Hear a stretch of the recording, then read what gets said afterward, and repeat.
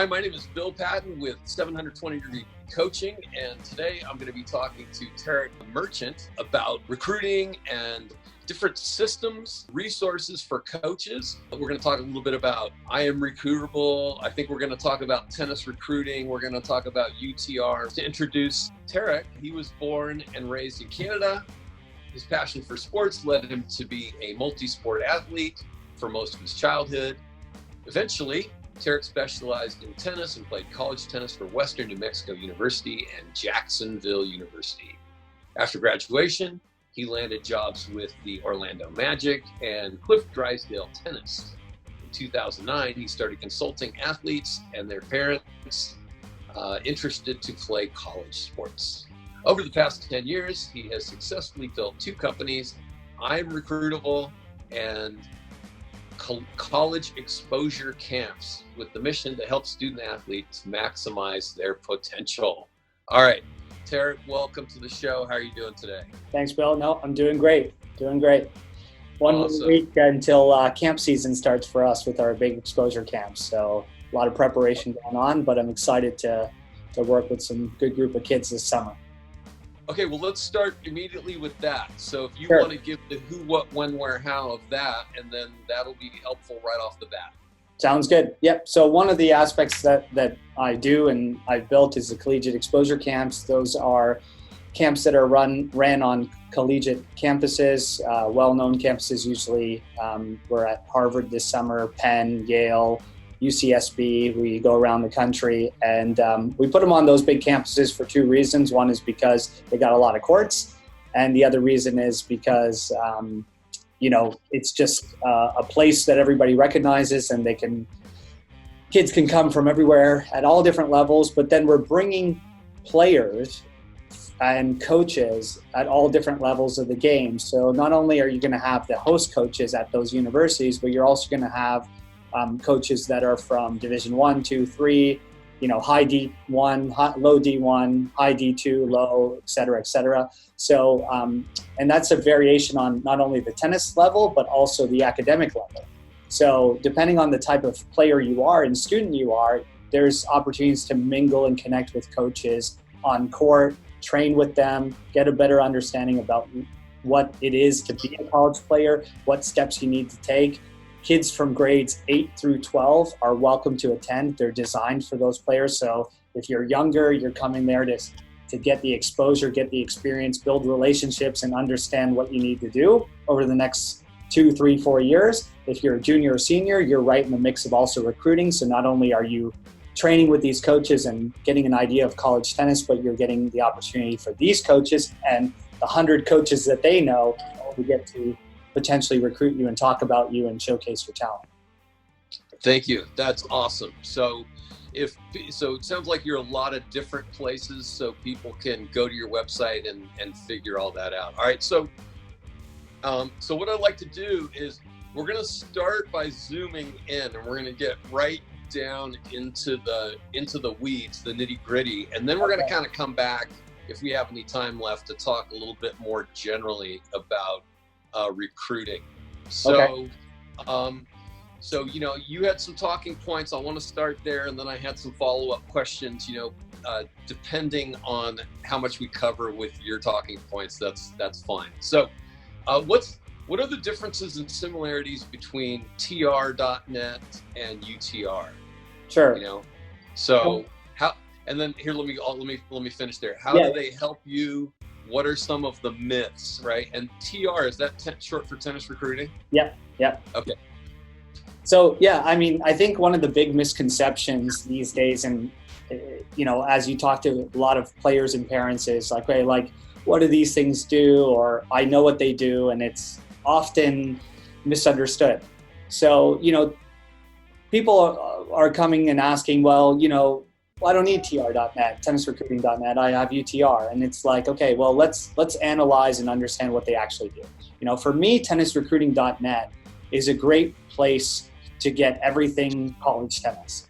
Okay, their purpose is they're an online media magazine or a newspaper, whatever you want to call it. They're providing you content about which players are going where, what schools are recruiting, which players, recruiting classes to the specific people going, to where they're from, what rating they are, what national ranking they are. And that's mainly the American players, right? Like they have all the stats on American players. So if you're an American player, that is a great way to understand, what types of players are being recruited, and just even their stories. Like, they're often showcasing like a kid that, is, let's say, signed at committed to University of Pennsylvania. Well, what was her story or his story, and how did they get there?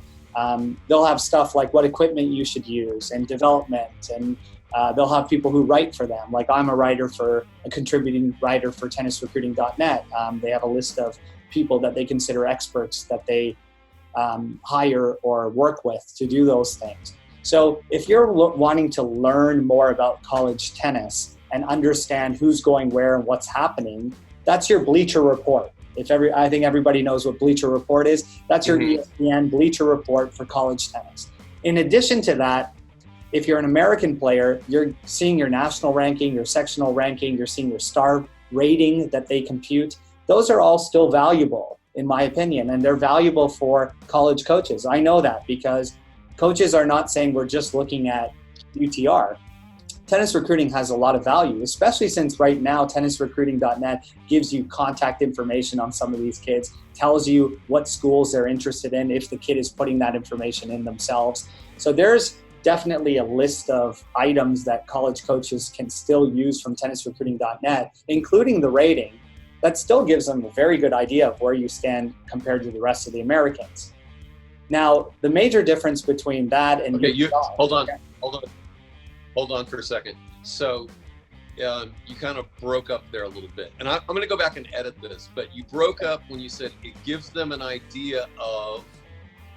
Oh, it gives them coaches an idea of where that player's level is. Okay? And so the difference between tennisrecruiting.net and UTR now is that UTR is a universal rating, right? So now you're not only comparing Americans, you're comparing everybody in the world. And tennis is an international sport. We have to always remember that. As much as, I'm from Canada and I was an international student athlete, but I live in the US since, I pretty much came to college. I went back home for a couple of years. But my family's here. My son's born here. I think I'm quite integrated with the American culture now. And because of that, I do empathize on people and the fact that they want more Americans in tennis. But the reality is that it's always been an international sport. And right now we do have a situation where less Americans are playing competitively or at the higher level than we have in past years. That's a bigger discussion to have.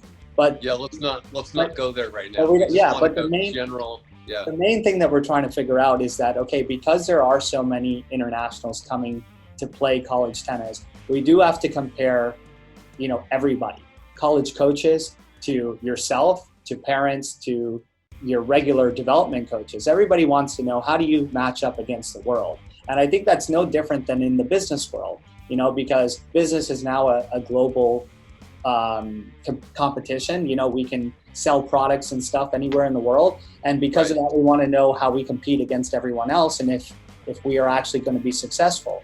So UTR is giving us a better measuring stick of how that player competes, but they are missing some of the elements that tennisrecruiting.net offers, which are more information about college tennis, because UTR is not just a college tennis entity. They are a rating and events entity. And because of that, they're not specifically going into the nitty-gritties of college tennis.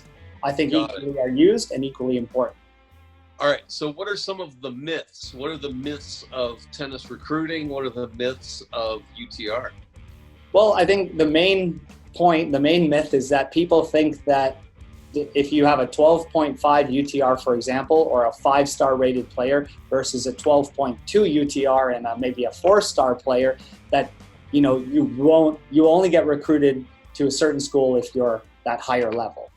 Like, that little point decimals or that 1-star rating makes all the difference to them. And they think that that's the only thing that college coaches look at. And so if, let's say I'm at USC and I have everybody on my roster at 13.0 or better. Like, I won't get on the team unless I'm 13.0 or better. Okay, in fact, let me jump in there. Okay, I'm going to put myself in the place of a college coach, and say, all right, I'm looking at two different people, and one's the 12.5 5-star, and the other one is the 12.2 4-star. And if I see a 4-star who has a lot more raw athletic talent, or is really teachable, or it has this something about their character that is a huge plus, or I mean, you can keep going. I mean, so or there's the 6'4" left or whatever. A 6'4" left-hander. I mean, that was the athleticism part. But or just has a more versatile skill set. Can play the net, can play doubles really well. Is open to playing a brand new game plan for today because that's what's going to win today. So is capable, can hit every shot. I mean, then I would want to invest in that player. But that 12.5, if that's probably they're not going to get much higher, then hi, how you doing? Wait, this is like meta video. We're videoing the videoers. Awesome. So hold on, let me get my camera out now. Oh wait, we're using my camera. So all right, meta. Wow, I want that video too. That'll be fun to put that we'll change the perspective of the interview right there. Definitely. Thanks for that. Wow, that's something I would do. So I like you even more now. All right. Nothing wrong with that. So did we leave anything out on myths? Is there some what's I mean, there's different, people. I think the fixation on the number is the greatest myth of like, I have to be here, I won't get recruited. And obviously you just gave more context to that argument because like we said, there's so many reasons and there's no specific reason why a coach is doing that. They have different recruiting needs at different times, as we know, and many of the reasons you gave were very legit and happen all the time. So, I think that there's also a few other myths that I can say is that, like if I play certain tournaments, I'm going to get rated higher. So because if I'm only playing a tournament and no one's a higher UTR than me or a tennis recruiting star level than me, like I only have everything to lose and I'm not going to play because I'm only going to go down. The only way for me to go up is to play people way better than me. And as you're shaking your head there, we both know like that's not the case. Okay. Yeah. So here's the way you blow that one up. So, people say, well, I only want to play people better than me. And so then I ask, well, why do they want to play you? So true. And so, I mean, coaches, everybody, I mean, you need to take away from the game. You need to give back to the game in equal or greater measure. Right. I mean, I think Dick Gould, I mean, he's a pretty good source of wisdom with his 17 national championships. He said he likes to see people with a 50 to 75% win percentage. Because if you're winning more than 75% of your matches, then you're not being challenged enough. And if you're under 50, then you're not playing your right level. Correct. But one of the worst things that happens is people play up and then they just get beat all the time. So, I like to tell people this. Out of 10 tournaments, you should play 1 or 2 that you can win, where you're the front runner and you're the number 1 seed by far, and you are expected to win, and you do. And you learn to be a front runner that way. Yeah. And then you should play 7 or 8 tournaments where you're going to win a round or 2. You're going to come out with a winning record. You're going to be 1-1 or 2-1 or better. If you get on a run, awesome. But you're expecting to win more than you lose at those tournaments. And then you should go play 2 where you just have if you win a round, it's a miracle. Yeah. Because you need to go get your doors blown every once in a while to see a new level, you know. So and really get in. Yeah, something.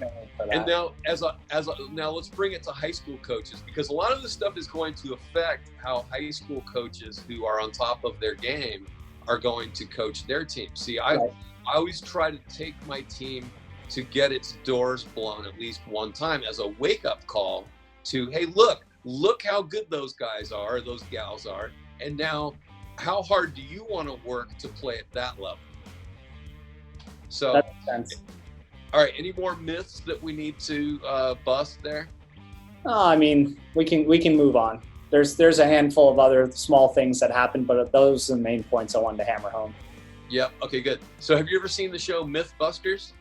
No, I haven't. Oh man, it's like it was a big thing on the Discovery Channel, and it's filmed like 15 minutes from my house. It's these scientists, and they bust scientific myths. So right? You think we should get on there and we should bust these two myths? Yeah, so Mythbusters has it's a regional pride for me. Okay, so moving on then. What is the process a college coach goes through when they scout and recruit players? And, you know, give me what the wise coach does, and then give me what the second tier coach does, and give me what the lazy coach does. Sure. I think that's pretty easy to do. So I think that in order for, like, even from the beginning of this discussion with understanding the different rating systems and your level of your game is like, if you understand what college coaches do and the three sort of tiers you're throwing out there, then you can better understand the process and be successful. So the top tier level coach, what they're going to do is they're going to go with their assistant or their team and say, okay, look, for this upcoming year, let's say 2020, we've got to recruit 3 new players for our roster. And we need to replace our number 1, our number 2, and our number 6. I'm throwing out this scenario for you. And so because we have to do that, our number 1 and number 2 plays at this certain level. They may look at it in a few different ways. They say, look, our number 1 player does X, Y, and Z. He or she is a great volleyer, a great team leader, has, lefty, let's say, and, has certain attributes that we need to make sure we replace. That might even include the rating and the rankings. They go down that for all 3 of those players. And then they say, look, at the very least, we have to replace those players with someone just the same as them. But we don't want to stay the same because, as Roger Federer would say, staying the same is going backwards. I want to improve. So let's find somebody even better than that, or players better than that. So that's their number 1 mandate. Then they're also going to look at the academic side and say, look, at our school, in order to get these 3 players in, this is our situation. We need to have these grades, or a combined GPA of this, and an SAT or ACT of this, and a TOEFL if they're international. And so all those things plus a financial situation. Okay, what's our scholarship situation? Are we a women's team that's fully funded and we got full rides for everyone? Or are we a men's team that's not fully funded and we really can only work it this way? And so they put those numbers in, they compute what they can do, and they say, let's go find those players. And it's more to them than just a rating number. It's more to them than just a ranking. As it's all those pieces of the puzzle and trying to find the best possible player that they can get for 4 years.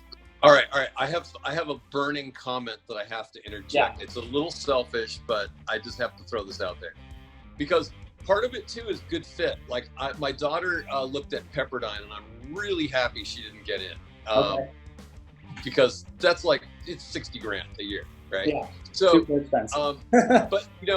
But I mean, and this is not a criticism of Pepperdine. It just is what it is. But if you're going to go to Pepperdine, you need to be one of the beautiful people. Sure.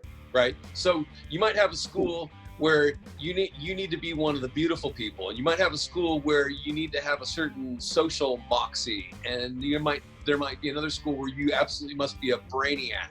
Right? Yeah. Or you're liberal arts, you're a scientist, you're an engineer. I mean, so good fit. I mean, finding the right type of kid, as you mentioned, like that's part of those attributes. Like I know, like every summer when I'm hanging around with these coaches and I'm hiring them to work my exposure camps, like we we sometimes look at some players and they say, oh, so-and-so would be great for my team. But, I spent the last 3 days with her and I just don't think she'll fit in with my team and the culture and where we're located. Just like you said, sometimes it's just understanding the personality and if they can jive with not only the current team, but the coaching structure and the environment that you're putting them in. Maybe they're not meant for Pepperdine. They're meant for, Washington and Lee University and Amherst, University of Florida. All of those places I just mentioned, by the way, are in completely different type of environments and atmospheres. Sure. Kids, thrive and not thrive. So I think coaches at the highest level, they're really paying attention to that, because one other thing people need to understand when you're talking about the highest level and they're putting that requirements together is that they're getting kids that are coming to them. If you're at USC, for example, or Stanford, or, some of those schools, pretty much every kid wants to go there, right? So their process is a little different. They can be more picky on the right type of player. And I think that's the difference between tier 1 and tier 2, as you mentioned, the real elite schools and how they scout and how they recruit players, to then next year. The next tier says, look, these are our requirements and we're willing to hustle, but we understand that we might not get exactly what we want because we're going to need. Got it. Right? It's that some coaches are not really at all recruiting number 6, 7, and 8 players. They're recruiting players who will be 1, 2, 3, and they're always looking to get better. And so if you're coming in as a 6, then your replacement is constantly being recruited. So people will come in ahead of you. So if you have this pipe dream of, I'm going to be the kid that was the contender that came from number 9 and became number 1, like just happened in South Carolina. Yeah. It doesn't happen that much. So don't fall in love with that story, right? Yeah. So be realistic. If you're coming in at 6, 7, 8, you're at the end of your career has already been planned. Yeah, it's true. And then you got the last type of people too. We're being honest here, is that there are going to be some coaches that really just recruit straight off of a video and the numbers, the statistics, the ratings and the stats that you put up. And I don't always blame all those coaches, because look, you're going to get part-time coaches, you're going to get coaches that don't have the same skill set as some of the other coaches to actually scout. You're going to get coaches that have limited resources, that don't have budgets to go places. So they have no option at times. But then you have ones that choose to do it that way. And the problem that people have is that, they're upset about it. And so when parents are, complaining about it, I say, look, we can complain all day, but at the end, the market's the market, the system is a system, and that you just have to recognize that those are some schools and places and coaches that run it that way. And there's nothing we can do but just try to put ourselves in the best position possible and know that, that's it. So a really good question to the coach would be, how did you find out about me? Right. Yeah. Right. Find out. If they only know your UTR and they only did the very most cursory things about you, then it should send up a red flag. Yeah. You might not. And just because a red flag is up doesn't mean it can't be put down. So you do further research. So I would say, look out for red flags. And then if there's a red flag, try to reconcile it, dig deeper, get to know that coach more, find out, that maybe the onus is going to be on the player to dig deeper and do their research into the coach and the program rather than vice versa. In the course that Dave and I created, it's really geared towards 4 stars and below, because 5 stars, everybody wants them and they can pretty much write their own ticket. 4-star and below players, the onus is on you to go shop for your school, find the school that fits you the best. Yeah. And maybe, and you can even make it easier on the coach, and then they'll love you more. So we're about to run out of time here any moment. So we've got, I think, about 4 minutes left. I don't even see the timer here, but so should we go on to how to move one UTR up, or sure. I can make that very simple and easy. Is to get one UTR level better really means to improve your game, because statistics, ratings, and stuff, they work hand in hand directly with the results that you put up in your tournaments.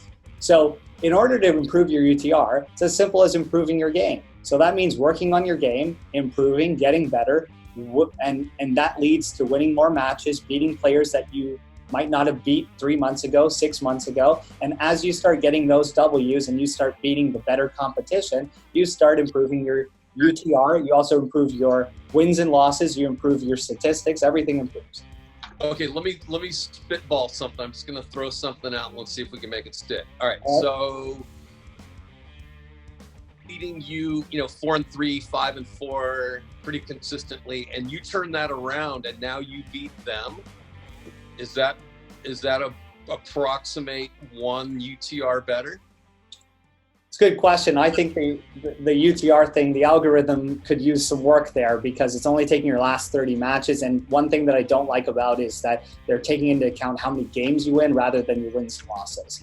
And so that's where the frustration sometimes comes, is it doesn't always equate to a one UTR level better, which the coaches have recognized, but it is going to improve your rate. Sure. Okay. So, and if we were going to give UTR some a hint, then maybe there should be something baked into the algorithm where the score included. Yeah, that's great. I mean, it does give a relative idea of how close a match might have been. 6-1 can be a brutally close. Close, and 6-3 can be an absolute blowout, right? Yeah, but completely agree. But now, I mean, putting assigning more value to a W, I'm really big on that, because learning how to win is such a huge skill. To me, it's as simple as W or L, and you win or you lose, because I'm not worried about that 6'5" boy, or with the big serve, who wins his matches 6-4, 7-5, 7-6 every time, the John Isners of the world, the Kevin Andersons, because he can still be a top 10 player. I don't care if you win, like you said, or you have a close 6-1. It's about the W.